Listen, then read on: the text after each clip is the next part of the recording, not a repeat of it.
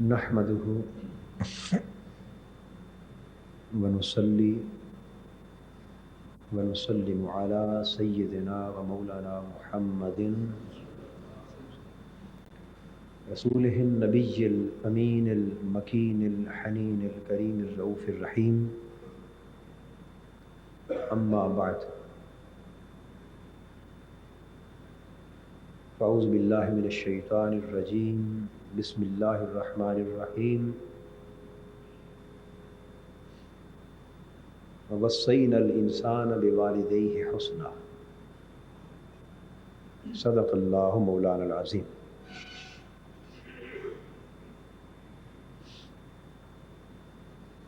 محترم مشائخ و علماء کرام، معزز خواتین و حضرات اور عزیزان گرامی قدر،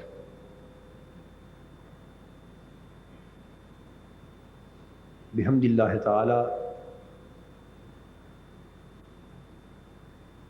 ہم اس کی توفیق و اعانت سے پچھلے جمعۃ المبارک سے حقوق والدین کے موضوع پر اپنی گفتگو کا آغاز کر چکے ہیں۔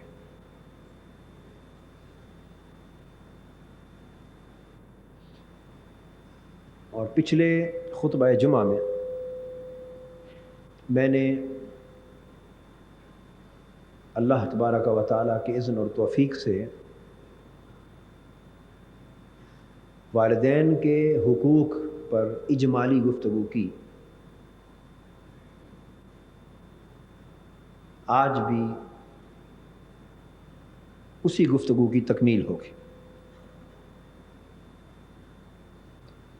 اور آئندہ جمعۃ المبارک میں انشاءاللہ خصوصیت کے ساتھ ماں کے حقوق پر بات ہوگی۔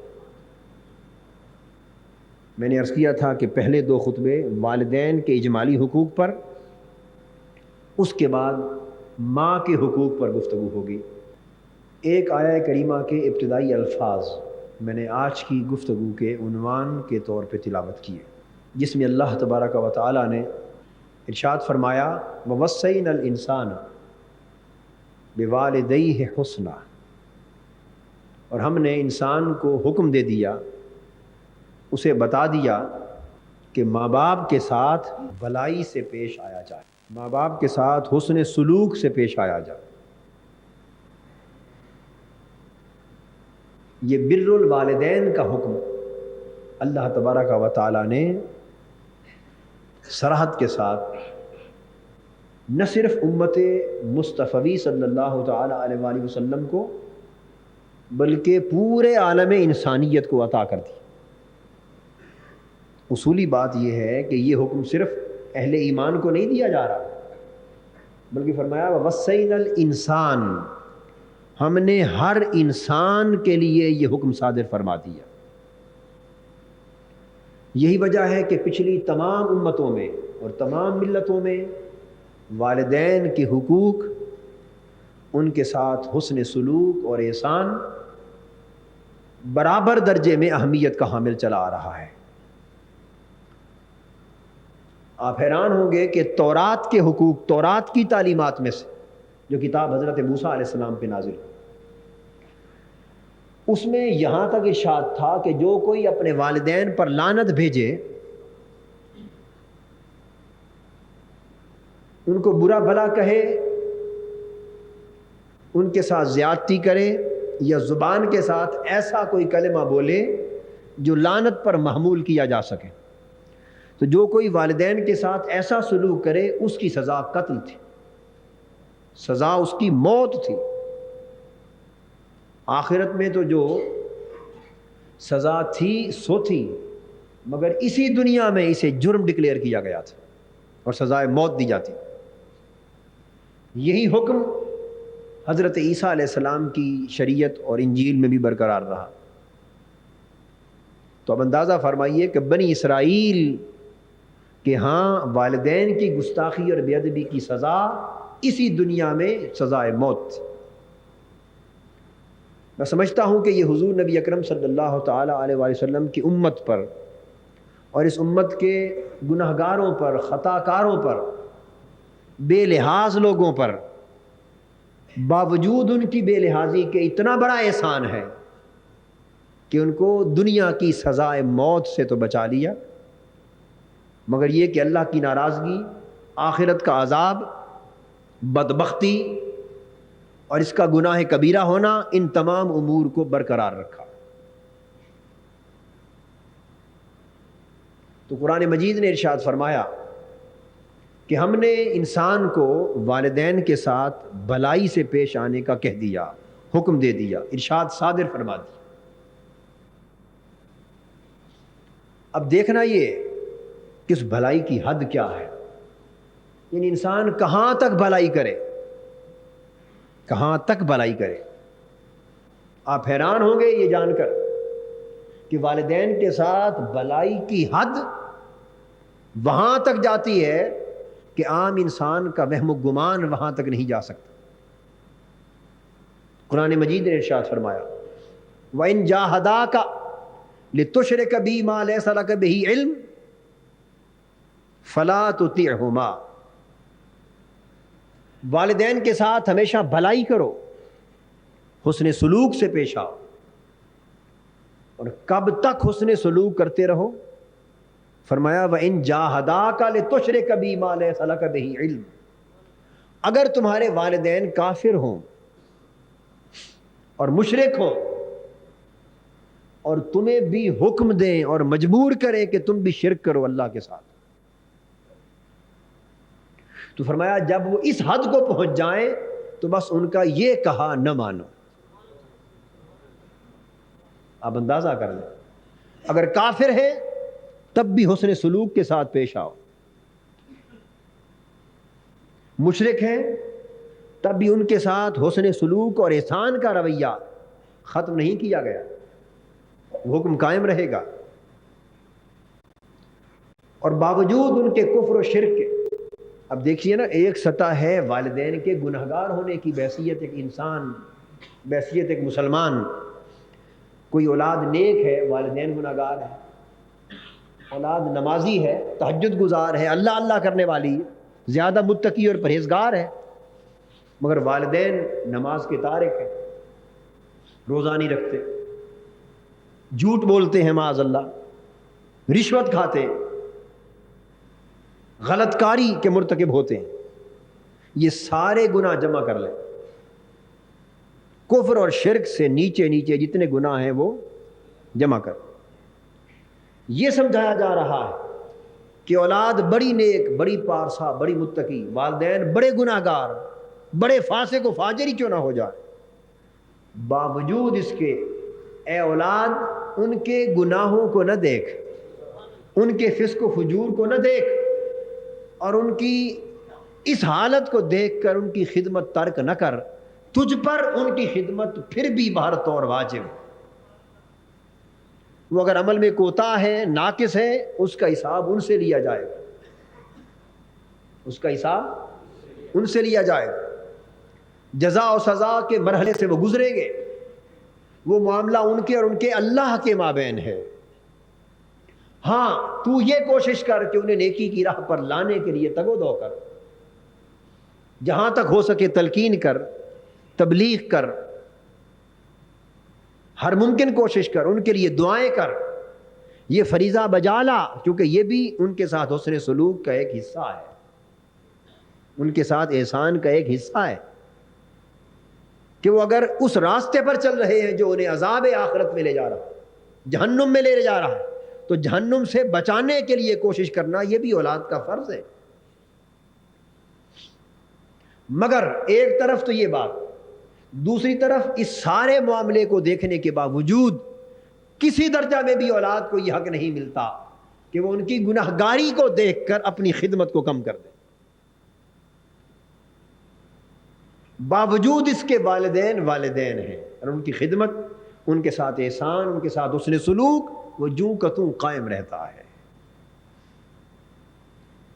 ارشاد فرمایا وَإِن جَاهَدَاكَ لِتُشْرِكَ بِي مَا لَيْسَ لَكَ بِهِ عِلْمٌ یعنی یہاں تک نوبت آ جائے کہ وہ تمہیں کفر اور شرک کرنے پر مجبور کر دے.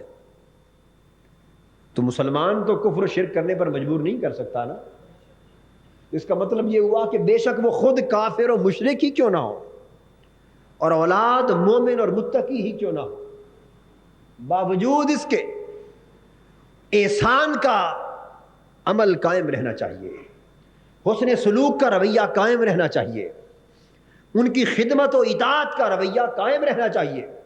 ہاں جب اللہ کے حکم کے خلاف کوئی حکم دے دیں، شریعت کی خلاف ورزی کو کہہ دیں، کفر اور شرک کے ارتکاب کے لیے مجبور کر دیں، تو جب اس نوبت پر ان کا حکم آ جائے تو فرمایا فلا تطعہما. یہاں بھی یہ نہیں فرمایا کہ ان کو جھڑکو، ان کو درستی سے بات کرو، تلخی کے ساتھ پیش آؤ، ان کو ڈانٹ ڈپٹ بھی لاؤ کہ خبردار تم کون ہوتے ہو مجھے کفر اور شرک کی بات کرنے والے، تمہیں شرم نہیں آتا، اللہ کے حکم کے خلاف مجھے کہتے ہو. فرمایا خبردار ایسا مت کہو، فقط فلا تطعہما، جو وہ کہہ رہے ہیں وہ نہ کرو، جو کفر اور شرک کی بات کہہ رہے ہیں بس وہ نہ کرو، ان کی اطاعت نہ کرو. یہ کہا ان کا نہ مانو. باقی سارے معاملات جہاں شریعت اور اسلام کی خلاف ورزی نہیں وہاں خدمت کو جاری رکھ. اس مقام پر بھی وہ حکم فلا تقل لهما اف ولا تنهرهما وقل لهما قولا کریما. اگر کفر اور شرک کی دعوت دے والدین اولاد کو تو وہ دعوت تو قبول نہ کی جائے، مگر اس پر بھی اف کہنا، ان کو جھڑکنا، برا بھلا کہنا اور نرم دم گفتگو سے باز رہ جانا، اس کی اجازت قرآن نے پھر بھی نہیں دی. پھر بھی بات کرو تو نرمی سے کرو، خدمت کے انداز میں، ادب کے انداز میں، احترام کے انداز میں بات کرو تاکہ دل شکنی نہ ہو. آپ نے اندازہ فرما لی. اور دوسرے مقام پر قرآن مجید میں ارشاد فرمایا وَإِن جَاهَدَاكَ عَلَىٰ أَن تُشْرِكَ بِي مَا لَيْسَ لَكَ بِهِ عِلْمٌ فَلَا تُطِعْهُمَا وَصَاحِبْهُمَا فِي الدُّنْيَا مَعْرُوفًا. دوسرے مقام پر مزید تصریح کر دی. فرمایا اگر تمہارے والدین تمہیں مجبور کرنا چاہیں اور مجبور کر دیں اس بات پر کہ تم شرک کرو، فَلَا تُطِعْهُمَا، تو ان کی یہ بات نہ مانو.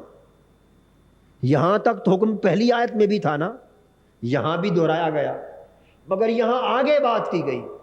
فرمایا کہ کفر اور شرک کی بات کرے تو نہ مانو، وَصَاحِبْهُمَا فِي الدُّنْيَا مَعْرُوفًا، مگر ان کے کفر اور شرک کے باوجود دنیا میں ان کے ساتھ بہتر طریقے سے خدمت کے انجام دیتے رہو.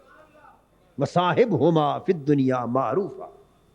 حسن سلوک کو ترک نہ کرو. قرآن صراحت کے ساتھ کہہ رہا ہے ان کی خدمت اور ادب بجا لانے سے باز نہ آؤ، وہ فریضہ انجام دیتے رہو کہ اس بہانے آخرت میں تم چھوٹ نہیں سکو گے کہ میرے اللہ، میرے والدین کافر تھے اس لیے ان کے کفر کو دیکھ کر میں نے ان کی خدمت ترک کر دی، مشرک تھے ان کے شرک کو دیکھ کر مجھے نفرت پیدا ہو گئی اور میں نے ان کی خدمت بجا لانا چھوڑ دیا. تمہارا یہ بہانہ قیامت کے دن اللہ کو قبول نہیں ہوگا. وہ صراحت کے ساتھ کہہ چکا کہ کافر تھے یا مشرک تھے، بس ان کے راستے پر نہ چلنا تھا، مگر باوجود اس کفر و شرک کے ان کی خدمت بجا لانے کا حکم تو میں نے دے دیا تھا. وَصَاحِبْهُمَا فِي الدُّنْيَا مَعْرُوفًا. اور فقہائے کرام نے یہاں ایک اور تصریح کی اسی باب میں کہ اگر کفر و شرک کی دعوت دیں اور وہ کافر و مشرک ہوں تو ان کا کہاں تک مانا جائے کہاں تک نہ مانا جائے. جو گفتگو ہم اس وقت کر رہے ہیں اس میں ایک اور جزیہ فقہا نے بیان کیا، اور وہ یہ بیان کیا کہ اگر کسی کے والدین کافر ہو، مشرک ہو اور وہ بت خانے میں بتوں کی پوجا کے لیے جانا چاہیں، اپنی عبادت جو ان کی جھوٹی عبادت ہے شرک، اس کی انجام دہی کے لیے بت خانے جانا چاہیں اور مسلمان اولاد سے کہیں کہ ہمیں بت خانے چھوڑ آؤ، تو فقہا نے جزیہ بیان کیا کہ بت خانے اولاد لے نہ جائے، خود نہ لے جائے، یعنی شرک کرنے کے لیے جا رہے ہیں نا تو وہاں لے نہ جائے، مگر خود ٹیکسی لے کر پہنچ جائے اپنی گاڑی پر پہنچ جائیں، پیدل پہنچ جائیں، کسی راستے سے پہنچ جائیں اور فارغ ہو جائیں شرک کر کے، بت پرستی کر کے، اور کوئی مجبوری بنے اور اولاد کو پیغام بھیجے کہ ہمیں گھر واپس لے جاؤ، تو حکم ہے کہ بت خانے جا کر واپس لے آئے۔ حکم ہے کہ بت خانے جا کر اولاد والدین کو واپس لے آئے۔ آپ اندازہ فرمائیے کہ والدین کے حقوق کا عالم اسلام کے اندر کیا ہے، اور یہ نعمت اللہ نے اسلام ہی میں رکھی کہ والدین کے ایسے حقوق اولاد کے لیے متعین فرما دی۔ ورنہ مغربی سوسائٹی کو جا کر دیکھیں تو وہاں تو نہ والدین کے حقوق کی پہچان اولاد کو ہے، نہ اولاد کے حقوق کی پہچان والدین، وہاں تو یہ تصور بھی نہیں پایا جاتا۔ مگر ہم جو جو مغربیت زدہ ہوتے جا رہے ہیں، تو اس تصور سے عاری ہوتے چلے جا رہے ہیں، اور یہ سمجھتے ہیں کہ شاید والدین کے لیے الگ 2 کمرے بنوا کے دے دینا، ایک الگ مکان رہائش کو دے دینا اور ماہانہ اخراجات متعین کر دینا، بس یہ خدمت کے طور پہ کافی نہیں۔ قرآن مجید اور سنت نبوی نے تو بہت سارے پہلو خدمت کے رکھے، بہت سارے پہلو خدمت کے رکھے۔ تو حدیث پاک میں ہے، حضور نبی اکرم صلی اللہ تعالی علیہ وآلہ وسلم سے ایک صحابی نے سوال کیا، ایک سائل نے آ کر، حدیث میں آتا ہے سنن ابن ماجہ میں، سئل رسول اللہ صلی اللہ علیہ وآلہ وسلم عن الوالدین فقال للسائل ہما جنتک و نارک او کما قال۔ حدیث میں ہے کہ ایک شخص آیا حضور علیہ الصلوۃ والسلام کی بارگاہ اقدس میں، اس نے آ کے پوچھا حضور صلی اللہ علیہ وسلم والدین کے حقوق کیا ہے، یا والدین کے بارے میں کچھ ارشاد فرمائیے۔ والدین کی نسبت سوال کیا، اس پر آقا صلی اللہ تعالی علیہ وآلہ وسلم نے اس سائل کو جواب دیا، والدین کی نسبت سوال کرنے والے ہما جنتوں کا و نارک، وہ تمہاری جنت بھی وہی ہے، تمہاری دوزخ بھی وہی ہے۔ جنت بھی تمہاری وہی ہے اور دوزخ بھی تمہاری۔ کیسے؟ کہ خدمت کرو گے تو وہ تمہیں جنت کا باعث بن جائیں گے، اور خدمت ترک کر دو گے، دکھ دو گے تو دوزخ کا باعث بن جائیں گے۔ اب بتائیے اس میں نماز، روزے اور باقی نفلی عبادتوں کے ذکر کہاں رہے؟ اس حدیث پاک پر اگر کنسنٹریٹ کریں تو پتہ چلا کہ ایک شخص ویسے پوری پنجگانہ نمازیں ادا کرنے والا، روزے رکھنے والا، حج ہر سال کرے، نفلی حج کرے، عمرے کرے، کثرت سے صدقہ خیرات کرے، عالم ہو، عامل ہو، ہر نفلی نیکی اس کے اندر موجود ہو، مگر ماں باپ کا گستاخ، خدا نہ خواستہ ماں باپ کی خدمت نہ کرتا ہو، ماں باپ کا دل دکھی کرتا ہو، تو یہ حدیث پاک بتاتی ہے ہما جنتوں کا و نارک، اس کی ساری عبادتیں اللہ کی بارگاہ میں مقبول نہیں ہوں گی، وہ ان ساری عبادتوں کے باوجود دوزخ میں دھکیل دیا جائے گا۔ اسلام کا جو نظام ہے اس کے احکام آپس میں انٹر لنکڈ ہیں، انٹر لنکڈ ہیں، یعنی ریسیپروکلی ریلیٹڈ ہیں، ایک دوسرے کے ساتھ لازم و ملزوم ہیں، ایک دوسرے پر ان کا انحصار ہے، آپس میں مربوط ہے۔ یعنی آپ 9 جز کریں اور 10واں جز جو اہم ترین جز ہے وہ چھوڑ دیں اور کلیم کریں کہ 9 اجزاء کی بنا پر بخشش ہو جائے، نہیں۔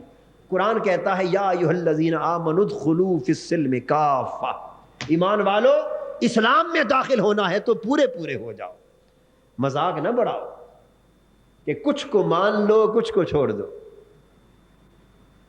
یہ جو پک اینڈ چوز ہے اسلام کے اندر مقبول نہیں۔ تو اسلام کی زندگی، ہمارا موضوع یہ چل رہا تھا نا، اسلام اور ہماری زندگی، تو اسلام جو ہمیں زندگی عطا کرتا ہے وہ ایک ٹوٹیلٹی ہے، وہ ایک کلیت ہے، وہ ایک وحدت ہے جسے مختلف اجزاء میں منقسم نہیں کیا جا سکتا، اسے ٹکڑے ٹکڑے نہیں کیا جا سکتا۔ اگر ٹکڑے ٹکڑے کر دیا جائے تو پھر تو کوئی شخص مسجد کے انسان کے اعتبار سے بہتر ہو، کوئی گھر کے انسان کے اعتبار سے بہتر ہو، کوئی بطور شوہر کے بہتر ہو، کوئی بطور باپ کے بہتر ہو، کوئی بطور اولاد کے بہتر ہو، مگر تاجر کے طور پہ بے ایمان ہو، بددیانت ہو، ملازم کے طور پہ راشی بددیانت ہو، کوئی مسجدوں کے حقوق ادا نہ کرے، کوئی اللہ کے حقوق کا تارک ہو، کوئی سوسائٹی کے حقوق کا تارک ہو، تو پھر تو ہر کوئی ایک ایک جز پکڑے اور سیدھا جنت میں چلا جائے، تو اسلام کا جو تصور ہے دین کل ہونے کا، وہ تو سارا معدوم ہو جائے گا۔ اس لیے اسلام کی تعلیمات من حیث المجموع، من حیث الکل قبول ہونی چاہیے۔ تو فرمایا کہ ہما جنتک، اگر تو ان کی خدمت کرے تو تمہیں جنت میں لے جانے والے، ونارک، اور ان کی خدمت ترک کر دے، بے ادبی گستاخی کا مرتکب ہو، تو تیری ساری نیکیوں کے باوجود وہ بے ادبی گستاخی اور انہیں دکھ دینا تمہاری دوزخ کا باعث ہوگا۔ ایک اور مقام پر صحیح بخاری اور مسلم میں متفق علیہ حدیث آتی ہے، ایک صحابی نے حضور علیہ الصلوۃ والسلام کی بارگاہ اقدس میں سوال کیا، فرمایا عرض کیا یا رسول اللہ صلی اللہ علیہ وسلم، ای العمل احب الی اللہ، آقا اللہ کو سب سے زیادہ کون سا عمل محبوب ہے؟ اللہ کو سب سے زیادہ کون سا عمل محبوب ہے؟ یہ حدیث قابل توجہ۔ اللہ کو سب سے بڑھ کر کس عمل سے محبت ہے؟ یہ سوال کیا۔ اس پر آقا نے جواب دیا الصلاۃ علی وقتہا، نماز اپنے وقت پر ادا کرنا۔ اللہ کا محبوب ترین عمل نماز اپنے وقت پر ادا کرنا، محض ادا کرنا نہیں، اپنے صحیح وقت پر ادا کرنا تاکہ صحیح اہتمام قائم رہے۔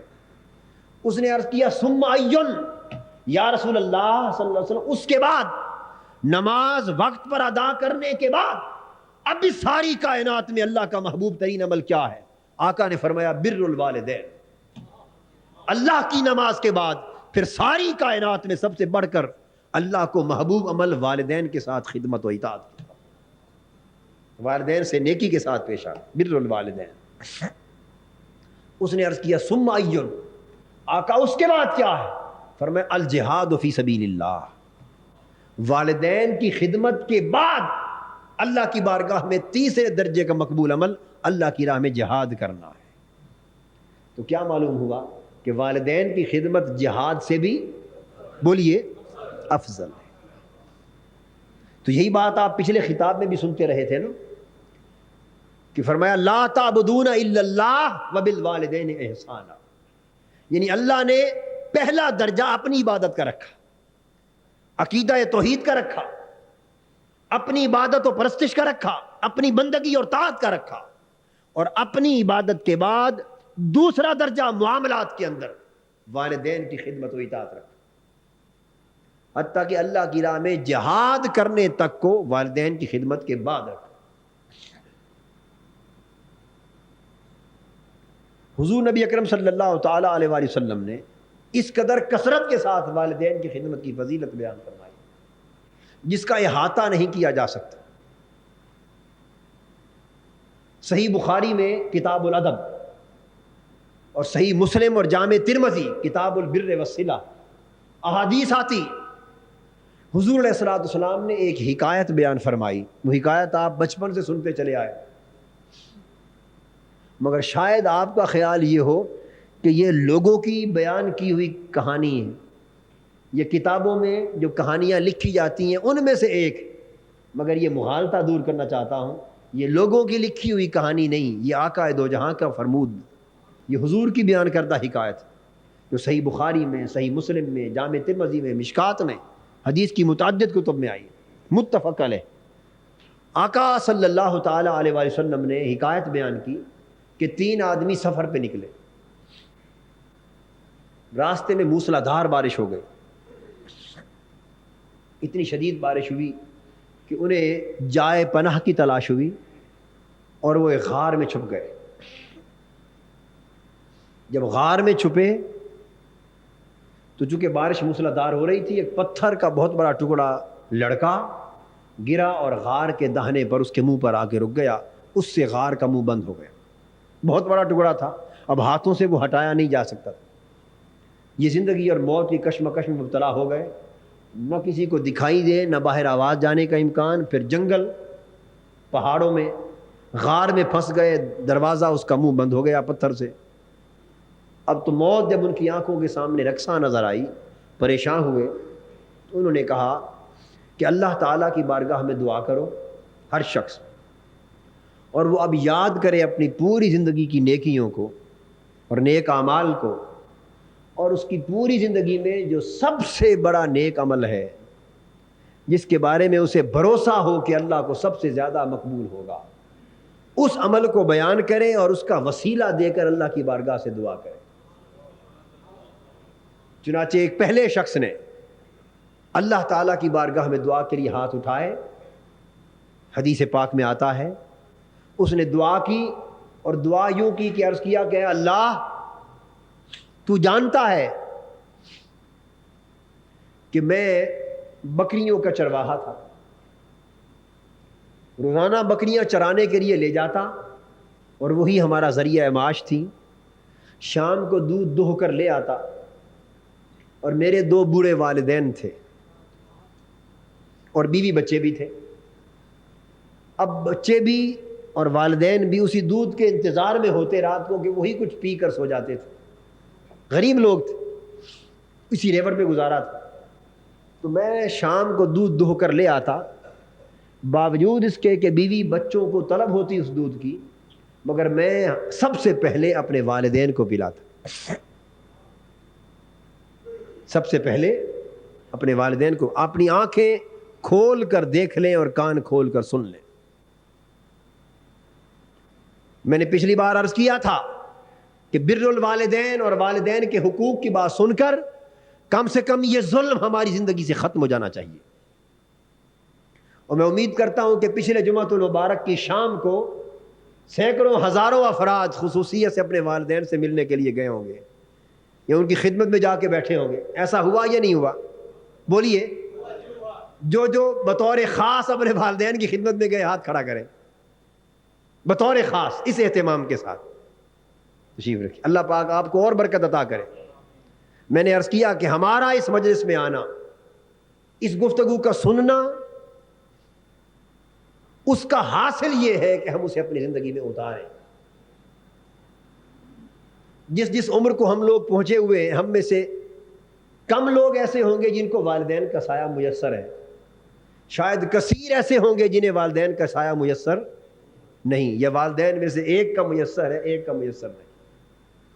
اور پھر ان میں کچھ ایسے ہیں یقیناً بتیرے ایسے جو والدین کی خدمت انجام دیتے ہیں، والدین کے پاس رہتے ہیں یا والدین کو پاس رکھتے ہیں۔ قلیل ایسے ہوتے ہیں جو والدین سے دور رہتے ہیں۔ مگر جہاں جہاں کوئی جس حال میں ہو، اسے پہلے سے بڑھ کر والدین کی خدمت کا کام انجام دینا چاہیے اور ان کے دم کو غنیمت جانا جائے۔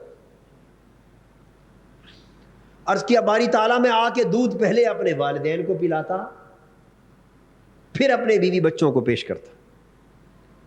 ایک دن ایسا ہوا کہ بکریوں کو چراتا چراتا دور نکل گیا، اور جب دودھ دوہ کے واپس آیا تو رات دیر ہو گئی تھی، بچے بھی بھوک سے بلخ رہے تھے اور والدین بھی انتظار کرتے کرتے سو گئے تھے، بوڑھے والدین۔ میں دودھ دو کے آیا، بیوی بچے منتظر تھے کہ والدین تو سو گئے ہیں، کم سے کم ہم بھوک سے جاگ رہے ہیں، ہمیں دودھ دیا جائے، مگر میں ان کی طرف نہ گیا۔ میں دودھ کے پیالے بھر کے اپنے والدین کی خدمت میں آیا، ان کی چارپائیوں کے پاس آ کر کھڑا ہو گیا اور دیکھا کہ وہ سو رہے ہیں۔ اب میں نے انہیں جگانا بھی مناسب نہ سمجھا کہ ضعیف العمر ہے، جگانے سے بے آرام ہوں گے، نیند میں خلل واقع ہوگا، اور واپس ہٹ کے جانا بھی مناسب نہ سمجھا کہ ممکن ہے جاگ پڑے اور پوچھ لے بیٹا آیا نہیں ہے دودھ لے کر، اور یہ خیال کر کے کہ دودھ لے کر آ گیا ہے اور اولاد کو پہلے پلا رہا ہے، ممکن ہے دل میں بوجھ آ جائے۔ باری تعالیٰ تو گواہ ہے کہ میں ساری رات دودھ لے کر ان کے سرانے کھڑا رہا، وہ ساری رات سوئے رہے، ان کی آنکھ نہ کھلی اور میں ایک قدم اٹھا کے پیچھے نہ ہٹا۔ میرے بچے رات بھر بھوک سے بلختے رہے اور بلخ بلخ کر سو گئے، مگر میں نے اپنے بچوں کو والدین سے پہلے دودھ پیش کرنا گوارا نہ کیا، اور ساری رات تیری رضا کے لیے والدین کے سرانے کھڑا رہا۔ یہ واقعہ بیان کر کے اس شخص نے عرض کیا، میرے اللہ اگر میرا یہ عمل تجھے قبول ہے اور تو اس سے راضی ہے تو اس پتھر کو ہمارے غار کے منہ سے ہٹا دے۔ بس والدین کی خدمت کے عمل کا وسیلہ دے کر اللہ کی بارگاہ میں عرض کرنے کی دیر تھی، اچانک پتھر میں حرکت ہوئی، جنبش ہوئی، اور وہ سرک کر تھوڑا سا ایک طرف ہو گیا، غار کے منہ سے ہٹ گیا۔ پھر باقی دو دوستوں نے بھی اپنے اپنے واقعات اسی طرح کے جو ان کی زندگی میں سب سے بڑھ کر نیکی کے پیش آئے تھے بیان کیے اور ان کا وسیلہ دے کر دعا کی۔ حدیث پاک میں آتا ہے کہ پتھر نے غار کا منہ چھوڑ دیا۔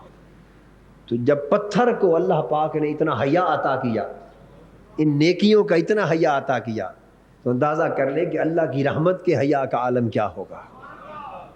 اللہ کے بندوں پر، مخلوق پر جو والدین کی خدمت اس طرح بجا لا۔ ایک حدیث پاک میں آتا ہے کہ ایک شخص حضور علیہ الصلوۃ والسلام کی بارگاہ اقدس میں حاضر ہوا، عرض کیا آقا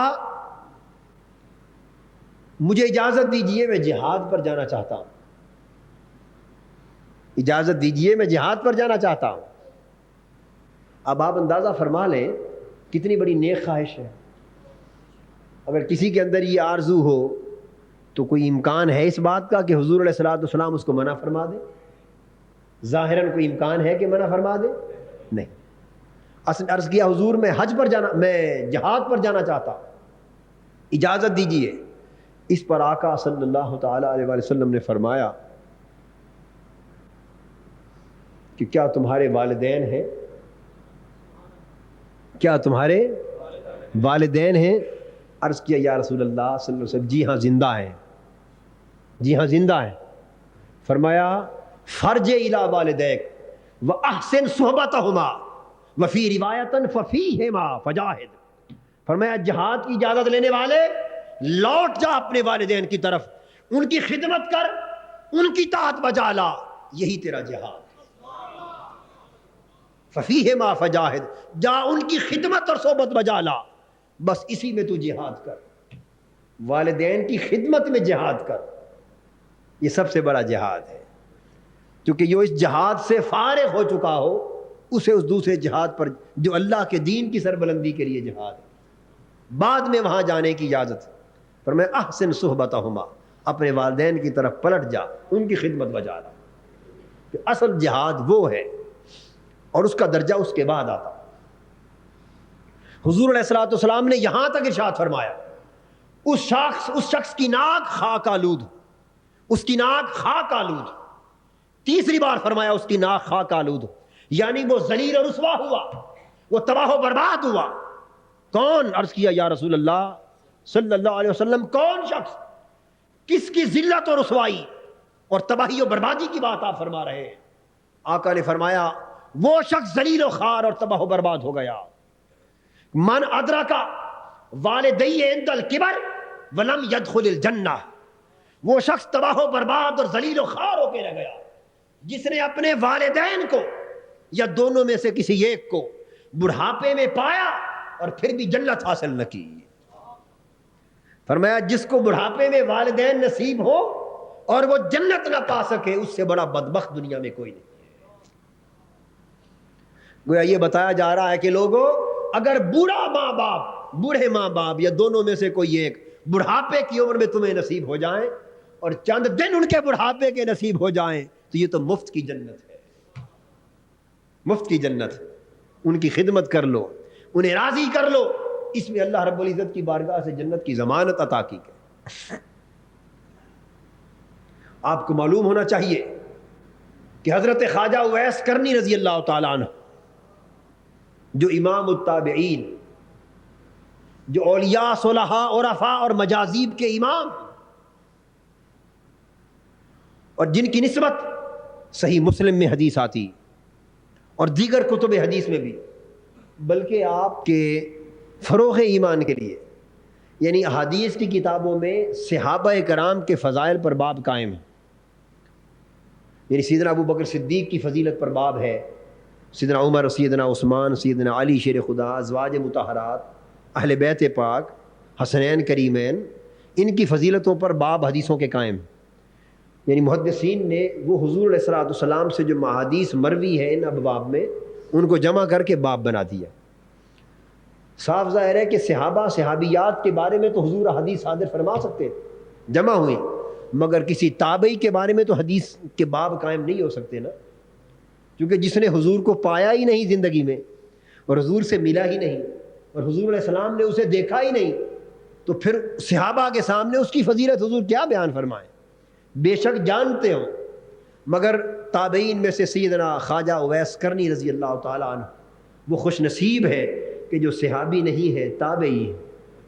حضور علیہ الصلوۃ والسلام کا چہرہ پاک نہیں دیکھا، حضور کی زیارت نہیں کی، ہے تابعی، مگر حضور نے صحابہ کے سامنے ان کی فضیلتیں بیان فرمائی۔ فرمایا کرن میں میرا ایک عاشق اویس رہتا ہے۔ ہائے ہائے ہائے، صحابہ کرام کی مجلس، سیدنا صدیق اکبر بیٹھے ہیں، فاروق اعظم، عثمان و علی رضی اللہ تعالیٰ عنہ، اور صحابہ بیٹھے کثیر تعداد میں، کوئی نہیں جانتا اویس کس کا نام ہے، کسی نے کرن شہر، کرن جا کر جنگل، کرن جا کے دیہات نہیں دیکھا، آقا کی طرف تک رہے۔ حضور فرماتے ہیں میرے صحابیوں، کرن ایک گاؤں ہے، وہاں میرا ایک عاشق اویس نام کا رہتا ہے۔ اللہ کی بارگاہ میں اس کی بلندی اور فضیلت کا یہ عالم ہے کہ میری امت کے لاکھوں افراد میرے اویس کی دعا سے بخشے جائیں گے۔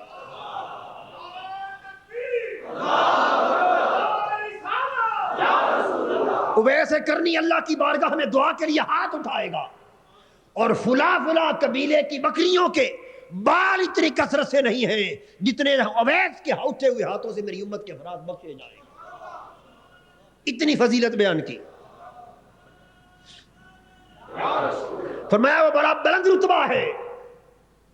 صحابہ کرام نے عرض کیا اب میں مختلف کتب حدیث اور مختلف کتب سیر اور کتب تصوف میں جو با اختلاف روایات مختلف طرق سے جو اقوال اور حدیث آئی ہیں ان کا خلاصہ عرض کر رہا ہوں، ملا کر جامع خلاصہ۔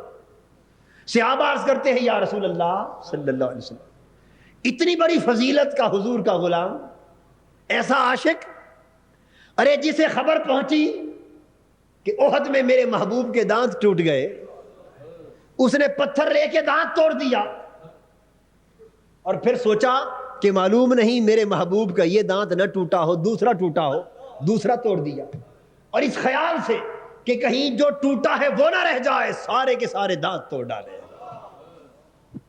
وہ عاشق آقا دو جہاں صلی اللہ علیہ وسلم جب اس کی فضیلت بیان فرمائی، صحابہ کرام کے اندر ایک تشویش پیدا ہوئی۔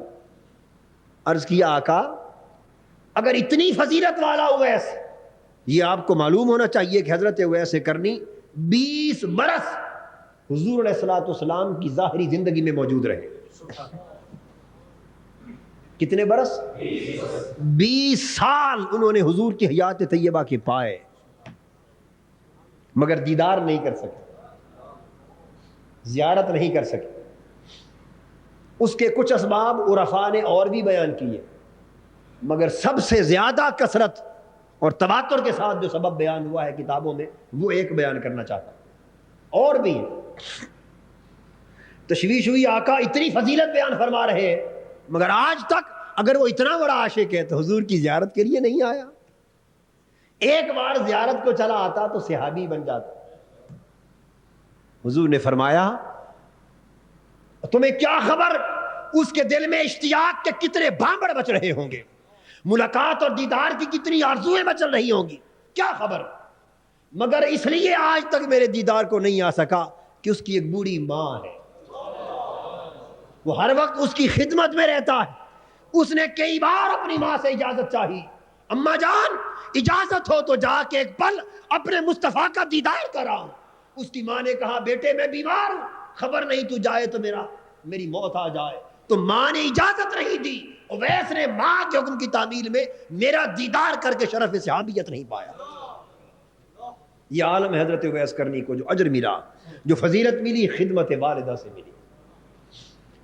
صحابہ نے پوچھا آقا کیا ہمیں بھی اس کی دیدار اور زیارت کرنے کا موقع ملے گا؟ اس اویس، حضور کے محبوب اویس کی زیارت کے شوق ہو گیا۔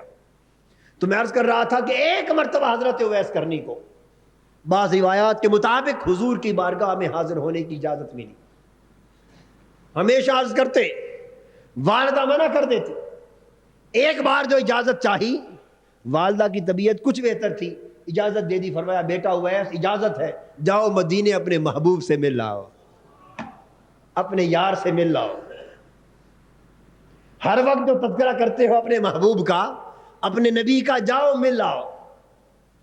حضرت اویس کرنی رضی اللہ تعالیٰ عنہ چل پڑے، مگر والدہ نے بلا کر کہا اویس ایک شرط ہے، میری طبیعت کا کچھ اعتبار نہیں، بڑھاپے میں ایسی باتیں ہوتی ہیں نا، میں نے پچھلے بار کہا تھا آپ سے، بڑھاپے میں کون کسی بوڑھے کو سمجھائے، اب ذہنی ساخت بچپن کی طرح ہو جاتی، تو جو طبیعت میں آ جائے اسی کے مطابق چلنا ہے، اسی کا نام خدمت، یہی آزمائش۔ فرمایا اویس میں تمہیں حضور کی زیارت کے لیے جانے کی اجازت تو دے رہی ہوں، مگر شرط یہ ہے کہ جاؤ اور جاتے ہی مل جائیں تو زیارت کر لینا، اگر گھر پہ موجود نہ ہو تو انتظار نہ کرنا، انہی قدموں پہ واپس پلٹ آنا، کہ مجھے زندگی کا بھروسہ نہیں، وعدہ کر لیا۔ کرن قبیلے سے، کرن کے علاقے سے چل کے حضرت اویس کرنی روانہ ہوئے، کئی ہزار میل کا سفر طے کر کے پیدل چلتے چلتے چلتے مدینہ پہنچے۔ اس عاشق نے مدینہ کی گلیوں میں آ کر حضور کے در و دیوار کو پوچھا، پتہ دریافت کیا، مسجد نبوی میں آئے، گھر گئے، دروازہ کھٹکھٹایا اور پوچھا کہ میرے آقا ہیں؟ کسی کی طرف سے جواب ملا کہ حضور تو باہر تشریف لے گئے، گھر نہیں۔ بس انہی قدموں پہ پلٹ آئے، کیونکہ والدہ کی اس سے بڑھ کے اجازت نہ تھی، اور یہ بات کہہ آئے کہ جب آقا تشریف لائیں تو اطلاع کر دینا کہ حضور کا غلام اویس آیا تھا، اور والدہ نے اس سے زیادہ انتظار کرنے کی اجازت نہیں دی، اس لیے دیدار کے بغیر واپس جا رہا ہوں۔ ادھر جب آقا پلٹے اور گھر تشریف لائے اور گھر کے اندر قدم رکھتے ہی فرمانے لگی ازواج مطہرات سے، آج مجھے اپنے عاشق کی خوشبو آ رہی ہے، ایسے لگتا ہے کہ اویس آیا۔